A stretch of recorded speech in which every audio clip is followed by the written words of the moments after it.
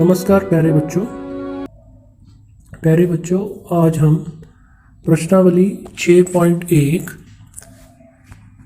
का सबसे पहला प्रीमे सिद्ध करेंगे। 6.1 प्रीमे सिद्ध करेंगे। बेटे, प्रीमे ऐसे कथन होते हैं जो सत्य होते हैं और उनको सिद्ध किया जा सकता है।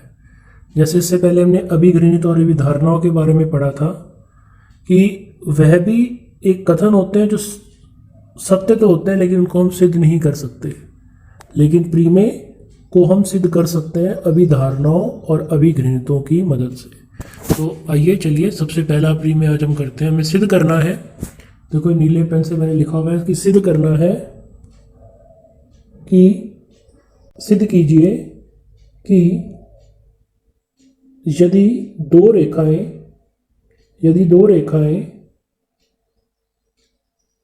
परस्पर प्रतिच्छेद करती हैं तो शीर्षाभिमुख कोण बराबर होते हैं। ये हमने सीखा भी था कि अगर दो रेखाएं प्रतिच्छेद करती हैं तो आमने सामने वाले कोण, इनको शीर्षाभिमुख कोण के बोलते हैं, ये बराबर होते हैं।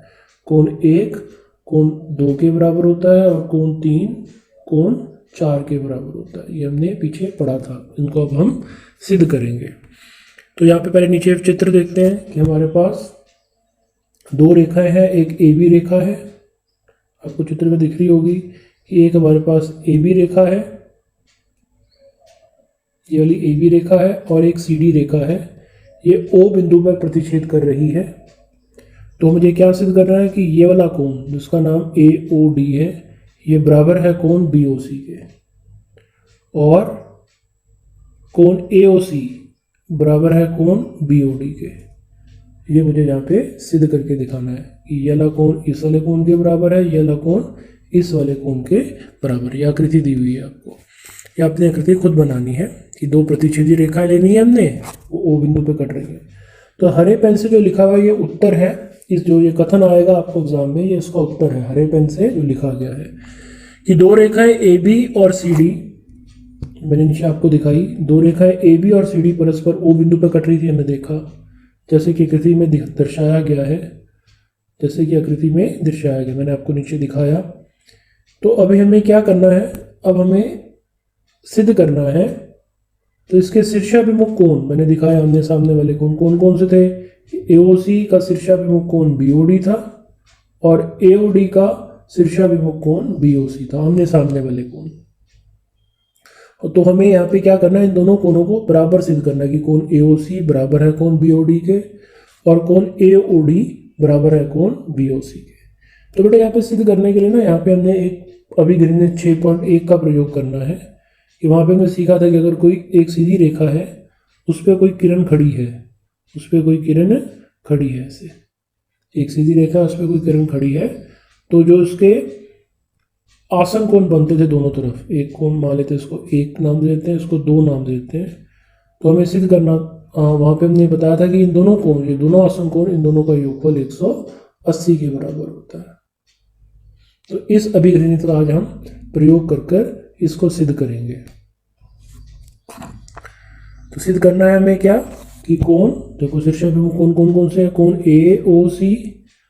ए ओ सी का शीर्षाभिमुख कोण बी ओ डी है, हमें इन दोनों कोणों को बराबर सिद्ध करना है। और ए ओ डी कोण का शीर्षाभिमुख कोण बी ओ सी है, इन दोनों को मुझे बराबर सिद्ध करना है। ठीक है, चलिए अब हम इनको सिद्ध करते हैं। देखो जो मैंने प्री में आपको बताया है जो अभी अभिगृहीत हमने बताया है 6.1, उसी का प्रयोग करेंगे हम। उसका प्रयोग करते हुए हम इन दोनों कोणों को बराबर सिद्ध करेंगे। चलते हैं आगे। देखो आकृति के अनुसार, अब आकृति देखें जरा ध्यान से, इस आकृति को देखें तो यही मैं आपको बताता हूँ कि यहाँ पे सी डी एक सीधी रेखा है और इस पे एक ओ ए किरण खड़ी है। तो यहाँ पे दो कोण बन रहे हैं, एक इधर और एक इधर। तो अभी मैंने बताया था कि ऐसे दोनों कोणों का योगफल 180 डिग्री होता है, इनको रेखिक युग्म के कोण भी हम कहते हैं। दोबारा देखें, सी डी एक सीधी रेखा है, इस सीधी रेखा पे एक किरण ओ ए खड़ी है, तो दो कोण बन रहे हैं, एक इधर और एक इधर। तो हम जानते हैं कि ऐसे दोनों कोणों का योगफल 180 डिग्री होता है। तो ये कौन कौन से दो कोण हैं, कोण ए ओ डी और कौन सा कोण है, प्लस इस तरफ वाले कोण, ये कोण एओडी हो गया, इस तरफ वाले कोण का नाम है कोण एओसी। इन दोनों का योगफल बराबर हो जाएगा किसके, 180 डिग्री के, 180 के बराबर हो जाएगा। कोण एओडी और कोण एओसी का योगफल 180 डिग्री के बराबर हो जाएगा। ये आपका पहला समीकरण बनेगा जो कि यहाँ लिखा गया, पहला समीकरण। आगे देखें, उसी प्रकार आगे चलते हैं, फिर से देखें एक बार। ए बी भी एक सीधी रेखा है और ओ डी इस पर एक किरण खड़ी है। ए बी एक सीधी रेखा है, ए बी देखो, और इस पे ओ डी एक किरण खड़ी है। फिर से यहाँ पे दो कोण बन रहे हैं, एक कोण है ए ओ डी और एक कोण है बी ओ डी, ये वाला। तो इन दोनों का योगफल भी किसके बराबर होगा, 180 डिग्री के बराबर, क्योंकि ये रेखिक युग्म के कोण बन गए।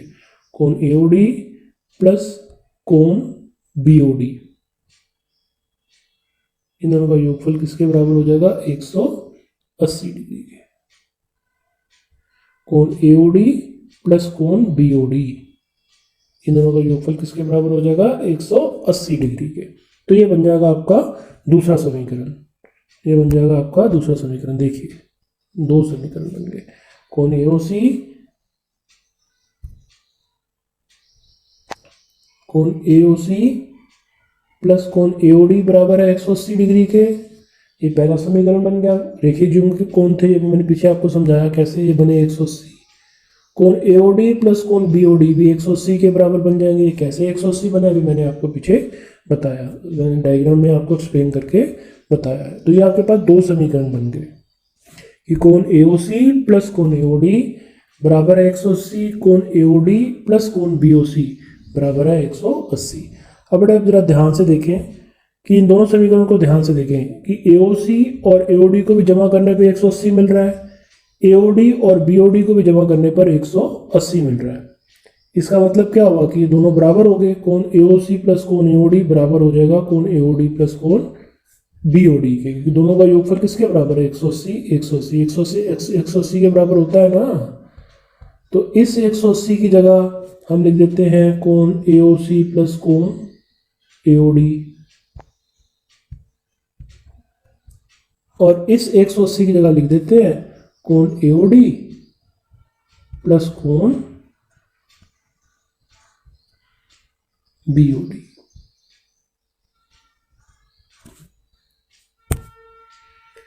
ठीक है, तो देखो पहले समीकरण के अनुसार कोण एओसी और एओडी का योगफल भी 180 है, दूसरे समीकरण के अनुसार कोण एओडी और बीओडी का योगफल भी 180 के बराबर है। तो ये दोनों बराबर हो जाएंगे। तो नेक्स्ट आपको यही दिखाया गया है। नेक्स्ट स्लाइड देखो, नेक्स्ट इक्वेशन में कि समीकरण पहले और दूसरे की तुलना करने पर, समीकरण पहले और दूसरे की तुलना करने पर, समीकरण पहले और दूसरे की तुलना करने पर हमें क्या मिल जाएगा, कोण एओसी प्लस कोण एओडी बराबर है कोण एओडी प्लस कोण बीओडी।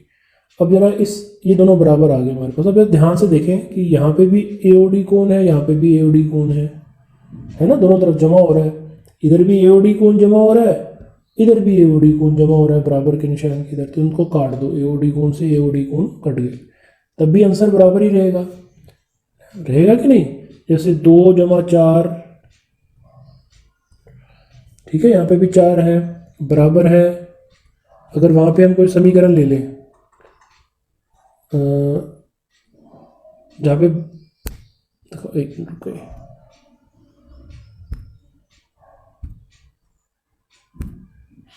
देखिए यहाँ पे भी कोण एओडी है, यहाँ पे भी कोण एओडी है, दोनों तरफ बराबर कोण है।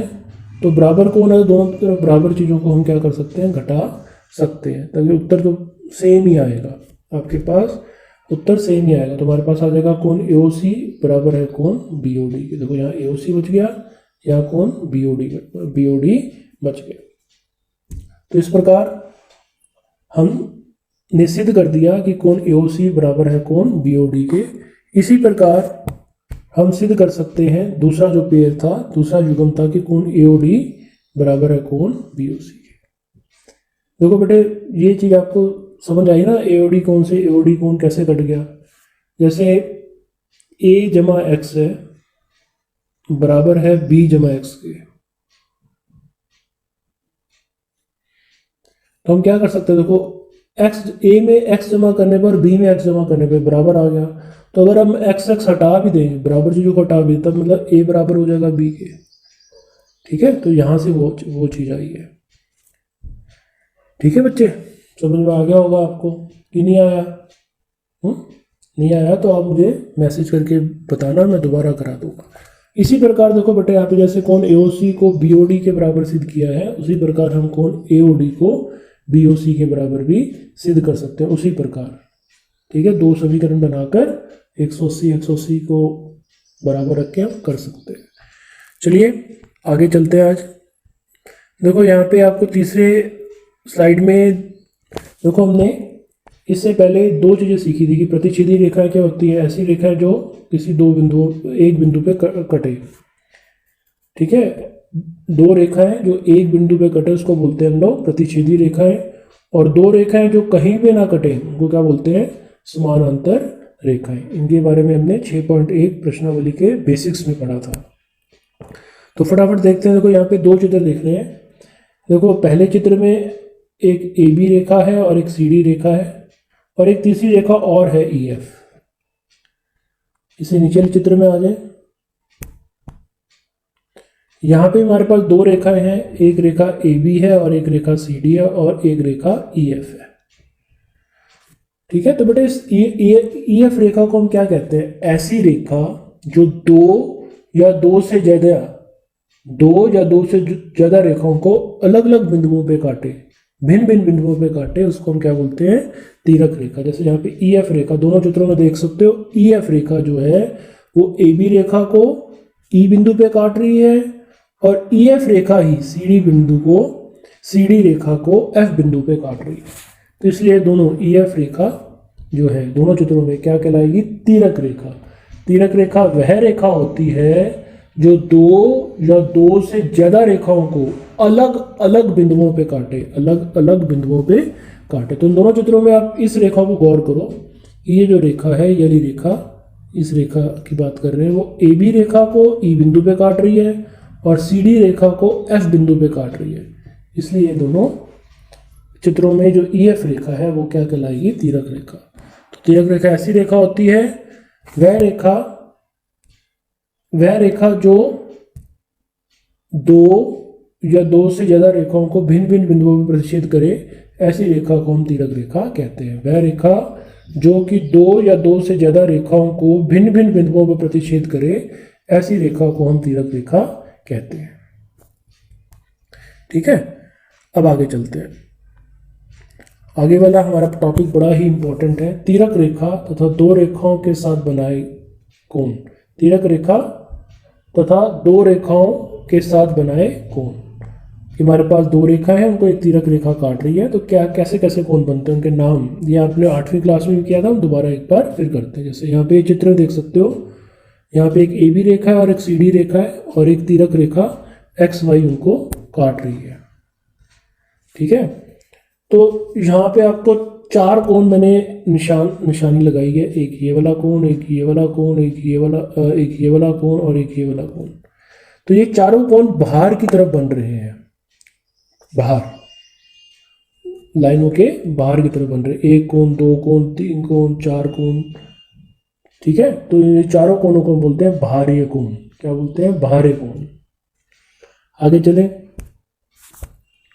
फिर से यहाँ पे इस चित्र में देखें, फिर से यहाँ पे एक AB रेखा और एक CD रेखा एक तीरक रेखा XY द्वारा कट रही है। तो अब यहाँ पे मैंने अंदर वाले कोण, ये कोण 5 ले लिया, ये 7, ये 8 और ये 6, इनको नाम दिया हुआ है। तो ये चारों कोण है, ये अंदर की तरफ बन रहे हैं, इसलिए बोलते हैं अतः कोण या आंतरिक कोण बोलते हैं। अंतः कोण या आंतरिक कोण बोलते हैं। अंतः कोण या आंतरिक कोण बोलते हैं। बाहर वाले और आंतरिक अंदर वाले। तो बाहरी कोण 4 बन रहे थे और अंदर वाले कोण 4 बन रहे थे। तो इस प्रकार कुल 8 कोण बनते हैं। जब दो रेखाएं एक तीरक रेखा द्वारा कटे तो कुल मिला के 8 कोण बनते हैं। 1 2 3 4 5 6 7 8, कुल मिला के 8 कोण बनते हैं। 4 बाहर वाले, 4 अंदर वाले। चलिए आगे चलते हैं।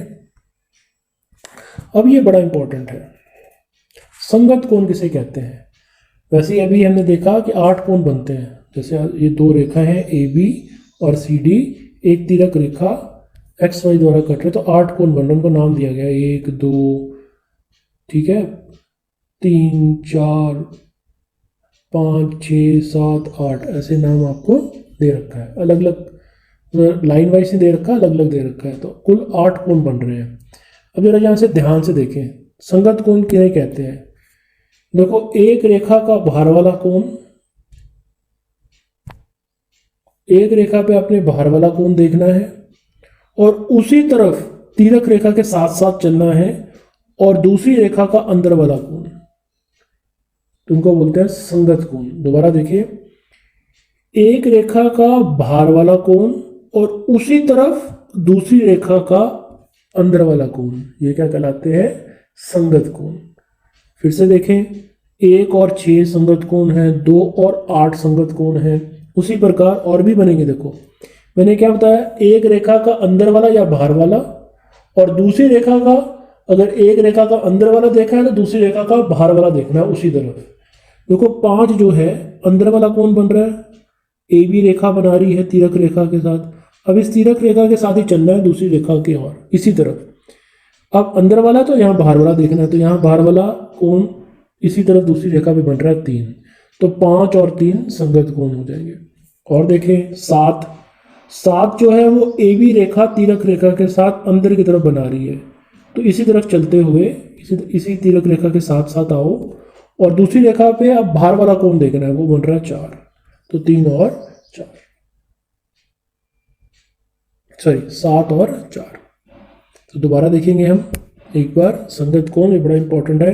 कैसे बताया, किसी एक रेखा का बाहर वाला कोण तो उसी तरफ तिरक रेखा के दूसरी रेखा का अंदर वाला कोण, या एक रेखा का अंदर वाला कोण उसी तरफ तिरक रेखा के साथ चलना है और दूसरी रेखा का बाहर वाला कोण देखना है। तो आप देख सकते हैं बड़े आराम से, एक बाहर वाला कोण है, इसी तरफ चल रहा हूं, दूसरी रेखा का अंदर वाला कोण है 6, अंदर वाला कोण 8 भी है, 7 भी है, 5 भी है, ये नहीं देखने। ए बी रेखा के साथ तिरक रेखा एक कोण बना रही है, तो यही तिरक रेखा दूसरी रेखा लेनी है, वही रेखा नहीं, दूसरी रेखा के साथ भी एक कोण बनानी चाहिए। और कहाँ, अगर ये बाहर बन रहा है तो यहाँ अंदर वाला उसी तरफ उसी रखना है, उसी तरफ। तो वैसे ही अगर हम 2 की बात करें तो ये बाहर बन रहा है, अब हमने इसी तरफ अंदर की तरफ देखना है, दूसरी रेखा के कौन सा कोण है, वो है 8, तो 2 और 8। वैसे ही 5 अंदर की तरफ बन रहा है, अब तिरक रेखा के साथ चलना है, दूसरी रेखा का बाहर वाला कोण देखना है 3। अब 7 कोण की बात करें तो ये 7 कोण जो है वो ए बी रेखा तिरक रेखा के साथ बना रही है अंदर की तरफ। अब इसी की तरफ चलना है, इसी की तरफ चलना है तिरक रेखा का, दूसरी रेखा के साथ बाहर वाला कोण 4, तो 7 और 4, इनको कहते हैं हम संगत कोण। आगे चलें, आगे एक तरह के और कोण है जिसका नाम है एकांतर कोण। एकांतर आंतरिक कोण, एकांतर आंतरिक कोण या अंतः कोण, आंतरिक एकांतर कोण या अंतः कोण, मतलब अब वर्ड आ रहा है अंतः कोण, अंदर वाले कोण, मतलब बाहर वाले नहीं देखने अपने, अंदर वाले तिरछे। ऐसे एक अंदर वाले कोण देखने हैं दोनों रेखाओं के, लेकिन तिरछे, एकांतर तिरछे। देखिए कौन कौन से, यहाँ पे फिर से आप चित्र में देख सकते हो, एक रेखा ए बी है और एक रेखा सी डी है, वो एक तिरक रेखा द्वारा कट रही है। अंदर हमने 4 कोण बनते हैं, एक का नाम 5 दे दिया, 5 7, ये ए बी रेखा बना रही है अंदर की तरफ, 6 8 सी डी रेखा बना रही है अंदर की तरफ। तो हमने कैसी बात की है, आंतरिक एकांतर आंतरिक कोण या एकांतर अंतः कोण। कौन से होंगे, अंदर वाले तिरछे वाले। अगर हम 5 कोण की बात करें, वो ए बी रेखा बना रही तिरक रेखा के साथ, है ना, एकांतर मतलब उल्टी तरफ अब देखना है। अब तिरक रेखा के साथ सी डी अंदर वाला कोण बना रही है 6 और 8, लेकिन 6 तो एक ही तरफ आ गया, 8 उल्ट तिरछा, ऐसे तिरछा, ऐसे चलना है, ऐसे तिरछा। दोबारा देखिए, 5 अंदर वाला कौन है, हमें देखने अंदर वाले ही है। अब तिरक रेखा के दूसरी तरफ, दूसरी रेखा के साथ जो अंदर की तरफ कौन बन रहा है वो 8, तो 5 और 8 और 7, 7 अंदर वाला कौन है जो ए बी रेखा तिरक रेखा के साथ बना रही है, और 6 सीडी रेखा तिरक रेखा के अंदर की तरफ बना रही है, लेकिन ये दोनों कोण तिरछे हैं, इसलिए इनका नाम है एकांतर अंतः कोण, एकांतर अंतः कोण। अब चलिए आगे, एक तरह के और अंतः कोण होते हैं, देखो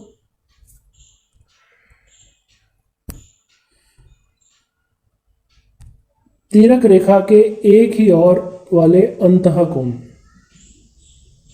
अंतः कोण या आंतरिक कोण, तिरक रेखा के एक ही ओर वाले, तो तिरछे देखे थे हमने, क्रॉस में देखे थे एकांतर कोण, ये तिरक रेखा के अंदर वाले कोण देखने हैं, लेकिन तिरक रेखा के एक ही ओर, तिरछा नहीं जाना है यहाँ पे।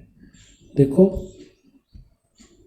जैसे यहाँ पे आप फिर देख सकते हो, हमारे पास एक ए बी रेखा है और एक सी डी रेखा है, एक तिरक रेखा द्वारा कट रही है। और फिर से यहाँ पे 4 अंदर वाले कोण है, 5 और 7 ए बी रेखा बना रही है तिरक रेखा के साथ, 6 और 8 सी डी रेखा बना रही है तिरक रेखा के साथ। पहले हम ऐसे चले थे, अंदर वाले कोण देखने थे तिरछे, ये एकांतर हो गए 5 और 8, 6 और 7। लेकिन अब हमने कैसे देखने हैं, तिरक रेखा के एक ही ओर स्थित अंदर वाले कोण। तो देखो 5 कोण अंदर की तरफ है जो ए बी रेखा बना रही है, इसी तरफ चलो, और इसी तरफ सी डी रेखा जो अंदर की तरफ कोण बना रही है वो बना रही है 6। तो 5 तथा 6 तिरक रेखा के एक ही ओर स्थित अंदर वाले कोण है। वैसे 7 और ये 8, ये दोनों अंदर वाले कोण है और तिरक रेखा के एक ही ओर स्थित है अंदर की तरफ, तो उनको बोलते हैं तिरक रेखा के एक ही ओर स्थित आंतरिक कोण। अब ये संगत कोण, एकांतर कोण और तिरक रेखा के एक ही ओर वाले कोण हमने पढ़े क्यों, इनका बहुत बड़ा महत्व है। देखो समानांतर रेखाओं की बात करते हैं। समानांतर रेखाएं क्या होती हैं, ऐसी रेखाएं, दो रेखाएं जिनको जितना मर्जी आगे बढ़ाओ वो कहीं ना कटे, उनको बोलते हैं समानांतर रेखाएं। तो जैसे आपको ये चित्र में दिख रहा होगा कि हमारे पास ए बी रेखा और सी डी रेखा समानांतर रेखाएं हैं, और वो एक तिरक रेखा एक्स वाई द्वारा कट रही है। ए बी रेखा और सी डी रेखा ये दोनों समानांतर रेखाएं हैं और एक्स वाई तिरक रेखा द्वारा ये कट रही है। तो बेटा देखो यहाँ पे भी 8 ही कोण बनेंगे जैसे पहले बन रहे थे, वो नाम दिया था 1 2 3, वो जैसे 1 2 3 4 5 6 7 8 कोण बनते हैं, 4 बाहर 4 अंदर, ठीक है। संगत कोण क्या होते हैं वो हमें पता है, एकांतर कोण क्या होते हैं, और एक तिरक रेखा के एक ही और कोण क्या होते हैं, एक ही और वाले आंतरिक कोण क्या होते हैं, हमने पीछे सीख लिया। अब जब दो समानांतर रेखा, जैसे ए बी रेखा और सी डी रेखा समानांतर है, तो ए बी रेखा, देखो समानांतर रेखाओं का चिन्ह होता है, ऐसे बीच में ऐसे डाल दिया जाए तो मतलब हम किसकी बात कर रहे हैं, समानांतर रेखाओं की बात कर रहे हैं। ए बी रेखा और सी डी रेखा यहाँ पे समानांतर है ये दोनों, ठीक है, और एक्स वाई तिरक रेखा इनको काट रही है।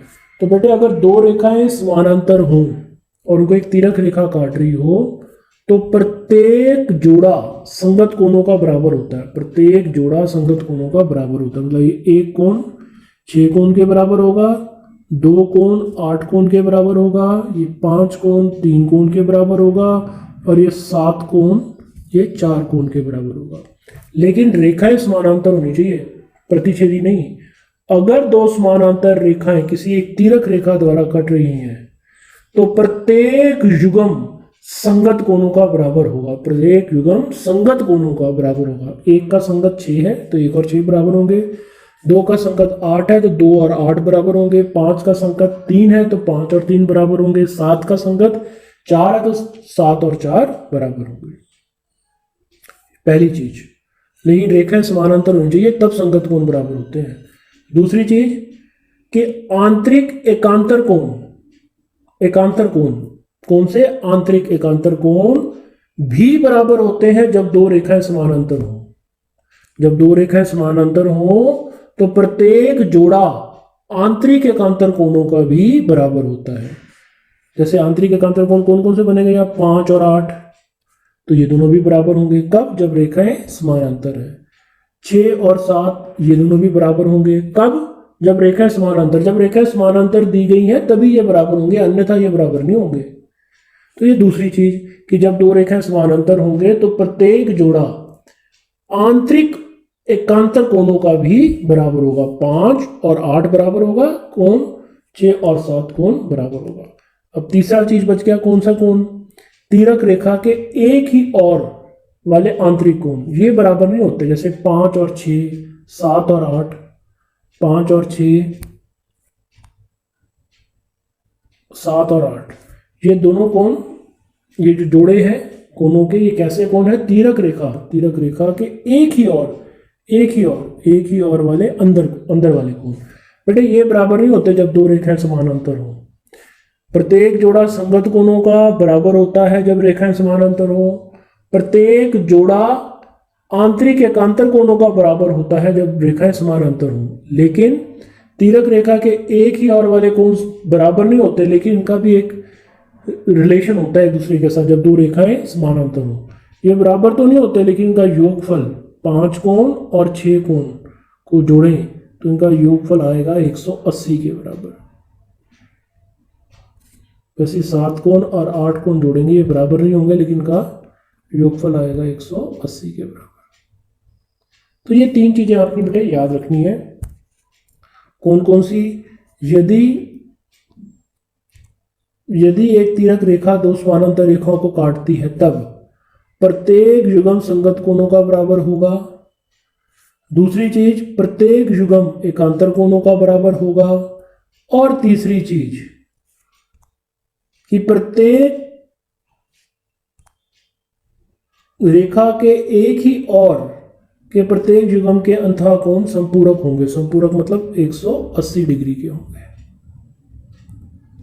मतलब तिर्यक रेखा के एक ही ओर स्थित आंतरिक कोणों, प्रत्येक रेखा के एक ही और के प्रत्येक युग्म के अंतः कोण संपूरक होंगे। मतलब तिर्यक रेखा के एक ही ओर स्थित आंतरिक कोणों का, इन दोनों कोणों का योगफल 180 होगा। तिर्यक रेखा के एक ही ओर स्थित आंतरिक कोणों का योगफल 180 होगा। ये मैंने नीचे फिर लिख भी दिया है कि कोण 1 और 6 बराबर होंगे, ये संगत कोण है। जब रेखाएं समानांतर हो तभी संगत कोण बराबर होंगे, अन्यथा नहीं। संगत कोण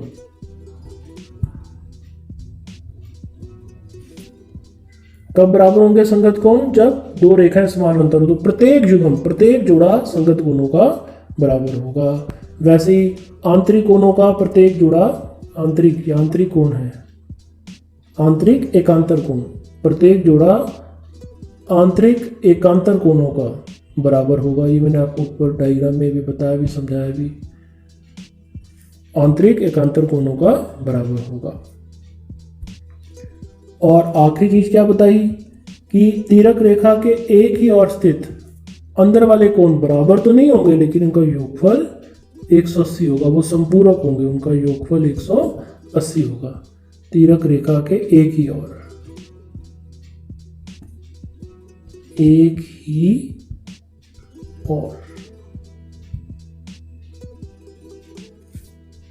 तिर्यक रेखा के एक ही ओर जो स्थित है आंतरिक कोण, वो बराबर नहीं होंगे, लेकिन उनका योगफल 180 के बराबर होगा। बेटे ये चीज़ें जो आपको आज समझाई गई हैं बड़ी इंपॉर्टेंट है।